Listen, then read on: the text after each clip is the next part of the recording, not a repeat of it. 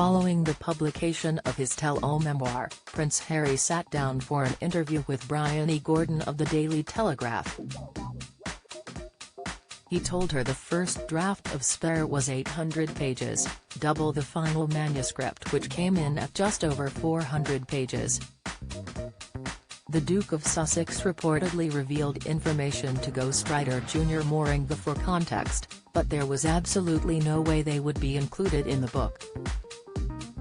Harry is said to have told her, "But there are some things that have happened, especially between me and my brother, and to some extent between me and my father, that I just don't want the world to know.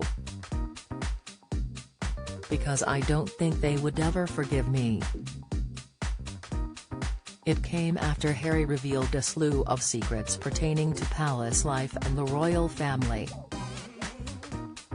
And now, a royal commentator has claimed the House of Windsor can tolerate the revelations but can't ignore Harry's threat. Richard Fitzwilliams was a guest on last week's episode of the Royally Us podcast. He told hosts Christine Ross and Christina Garibaldi that the threat of another book will only exacerbate the deepening rift between Harry and his family. He said, "We have to remember that Hess threatened another book, 800 pages. It's a threat. You can't ignore things like that. It's awful." When asked whether he thought writing Spare was the worst thing that Harry could have done, Mr. Fitzwilliams referred to the autobiography of the Duke of Windsor, formerly King Edward VIII, who abdicated the throne and subsequently lived in exile. He said, "The Duke of Windsor took 15 years before he wrote it, his book, and there was nothing as sensational. This is purely making money out of family trauma. No one had any idea, as far as I could see, that he felt so jealous and that he resented his brother." Prince Harry could have his visa revoked after admitting to using drugs. Prince Harry could see his visa revoked after admitting to using drugs in a televised therapy session, Piers Morgan pointed out. Speaking to famed therapist Dr. Gabor Mate for his program The Myth of Normal, Trauma, Illness, and Healing in a Toxic Culture, Prince Harry said he started using drugs after realizing they helped him cope with his trauma. Harry's relationship with his older brother Prince William is said to be one of the most affected by the rift. The Prince of Wales featured heavily in Spare, with Harry telling his version of intimate events, including a physical altercation and heated arguments. The Duke recalled reuniting with his family for the funeral of his grandmother Queen Elizabeth II. He claimed that he and William barely spoke during the solemn event. Since the publication of Spare, Harry has insisted that he is hopeful for a reconciliation with his family, telling ITV's Tom Bradby that he wants his father and brother back. However, some commentators have claimed that William may not be on the same page, particularly given the content of the Duke's memoir. During an appearance on Royally Us last month, royal biographer Angela Levin speculated about William's feelings towards Harry's memoir. She said, "It's terrible how Hess attacked William.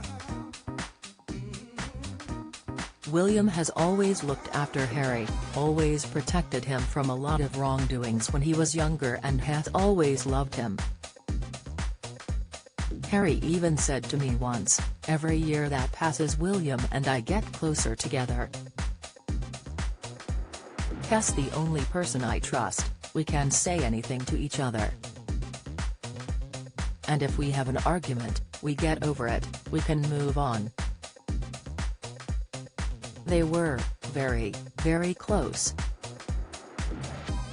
And now Hess attacking him in an awful way, talking about his bald head that now makes him not look like their mother and that he was circumcised."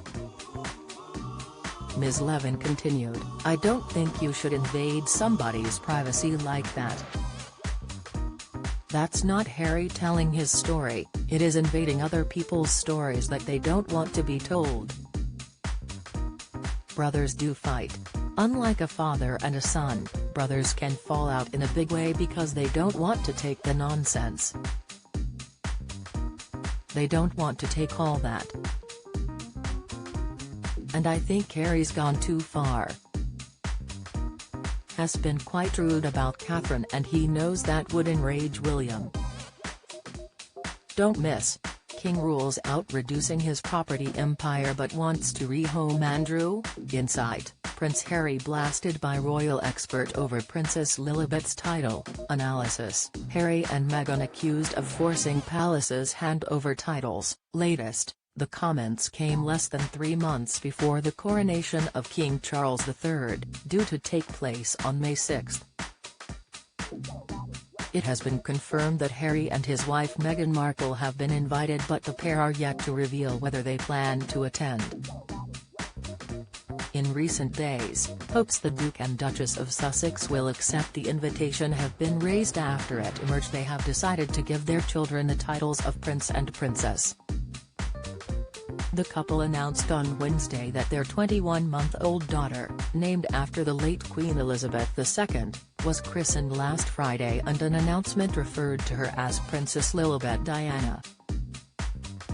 Harry and Meghan also invited the King and Queen Camilla and Prince William and Kate, Princess of Wales, to the christening, a move that is being seen as a sign that relations between the Sussexes and the rest of the royal family may be thawing. Royal commentator Afua Hagan told Express.co.uk, the lines of communication are improving. There has been a defrosting of royal relations, from both sides. She claimed the couple's decision to use their children's formal ties could suggest they intend to return to the UK for the coronation. It is a good indication that they will attend the coronation and indicates where their head is at, she said, adding, they still want to have ties to the royal family. However, Mr. Fitzwilliams has suggested that while the coronation invitation indicates that Charles wants to mend the rift with his son, William may think differently.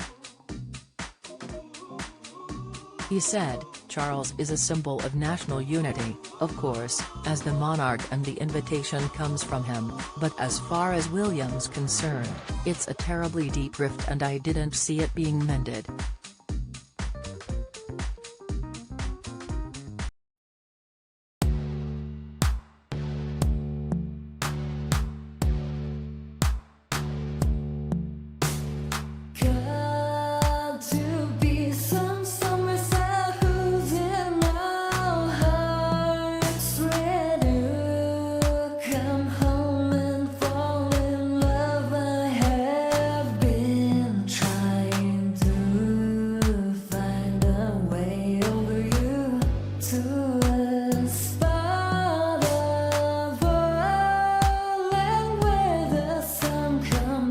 From